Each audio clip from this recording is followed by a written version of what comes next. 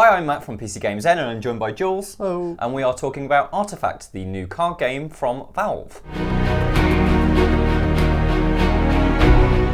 So last night, Valve did a fairly large presentation to a bunch of journalists about Artifact. What did they tell us, Jules? So it actually gave away huge amounts about the game. But the most important thing to start off with is that we finally know who's actually the lead designer on it. It's Richard Garfield, the creator of Magic the Gathering. So, a huge card game, right? Yeah. Long before sort of the rise of digital card games, Magic the Gathering was like the go-to card game for events. It was it's only got bigger and bigger over the years and made more and more money, and he has now moved on to design Artifact. That's huge, like a huge sort of thing. It means that the game is in good hands, right? It's from a great studio with someone that's got prestige at the front of it. It also says something about what Valve were aiming for with this. And so, for instance, when you look at Hearthstone, one of the things which was wonderful about it was just how accessible it was. And that was in comparison to Magic the Gathering, which is a game which isn't that it's impossible to pick up. It's obviously very, very popular, but it is more complicated, and we can see that with how Artifact plays. Yeah, it has a level of depth and complexity that clearly Artifact is looking to replicate. So the big question, of course, is when can we actually play it? Well, so it's currently in closed beta at the moment, and it's being tested out by lots of esports pros and professional card players. So, for instance, these are people who are really going to put it through its paces, and they're going to pick out where the balance issues are and these sorts of aspects. But the good news for us is that it's on track for a general release later this year. Okay, that's great. And presumably it's going to be free to play like other card games are? No. So what Valve are doing, which is surprising considering the medium of it being a card game, is that it's going to be a paid-for product. We don't yet know the details of how exactly it's going to be selling, like in the sense of it seems like there's going to be boosters because they've talked about a draft mode. Okay.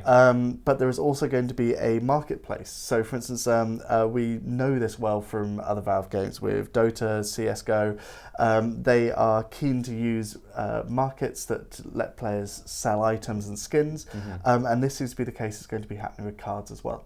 Right, but the game, importantly, will have presumably a price to it, or at least that is what they are suggesting. Yes, they've been quite clear that it's not a free-to-play game. So expect that there'll be some initial price that will get you an entry pack of cards. Maybe this is going to be a set group of cards, or it might be a randomly assigned group.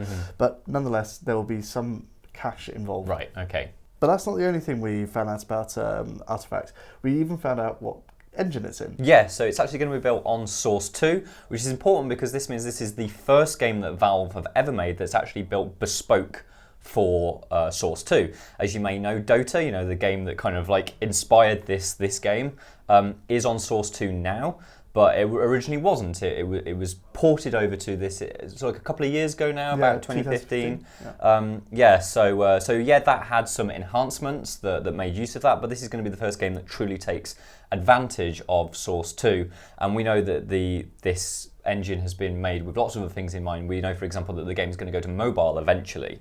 Yeah, they're saying in early 2019 we'll see the switch to it appearing in iPad and Android as well. Yeah, so this is clearly a very flexible engine, but it also, if you look at the screenshots of Artifact, it looks lovely. I'm really looking forward to seeing how it animates and stuff like that.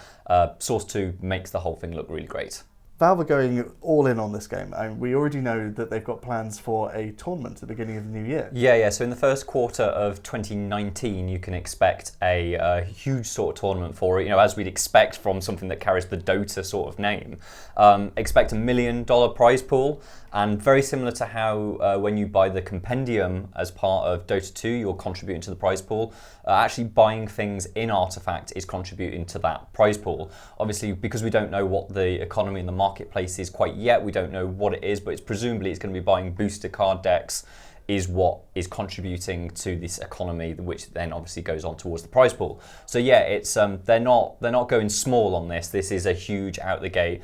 It's Valve, right? They know it's going to be big, and they want to celebrate that with a huge tournament, essentially to begin this game's life cycle with. There was also hints from their presentation and interviews that they had with the journalists who were out there that there are plans to have not just these single big tournaments each year, but actually have opportunities for competitive play going on all the way down to the lower levels, and hopefully that means there's also prize pools available to players who aren't necessarily at the top of their game, but absolutely are still getting into it. So that's what we've learned from the presentation that Valve gave about Artifacts yesterday. The important thing is we were there, you know, Ali, one of our journalists, was out there, so we have plenty more stuff on the website that you can read about, and we'll be bringing more to you over time as we get more out of him. The final thing, though, that I want to say about is that, yes, the event was all about Artifacts, but Valve dropped a really important bit of news there, which is that they want to make more games. They're kind of not necessarily done with hardware, but that kind of has come out of their system, and now they want to focus on games. They specifically claimed that they were jealous of Nintendo and the amount of games that they were kicking out. You know, the Switch has been a huge renaissance period for Nintendo. Valve want a bit of that cake, basically. And yeah, so, I mean, if that means Half-Life 3 confirmed, wonderful. If it just means any more kind of Valve games, we know that this is a company that produces incredible experiences, and they're always on the cutting, all of their games tend to be on the cutting edge, regardless of whether they're inspired by other things or whether they're new.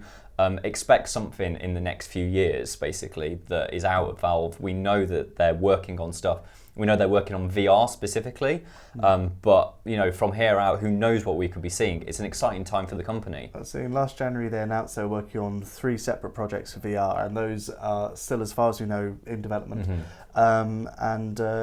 Yeah, I mean, it seems like all those rumours that were just about to be put to bed about Left 4 Dead 3, Portal 3 and Half-Life 3. Who knows if they are alive, right? I mean, we all want those games, and even if we don't get those games, if it's something completely different, completely fresh, you know, a new universe they make, whatever they make, I'm sure it will be exciting. It's something that I desperately want to see, and hopefully not too far in the future, but even if we have to wait another 6 years, I'm sure it will be worth it. It's Valve, right?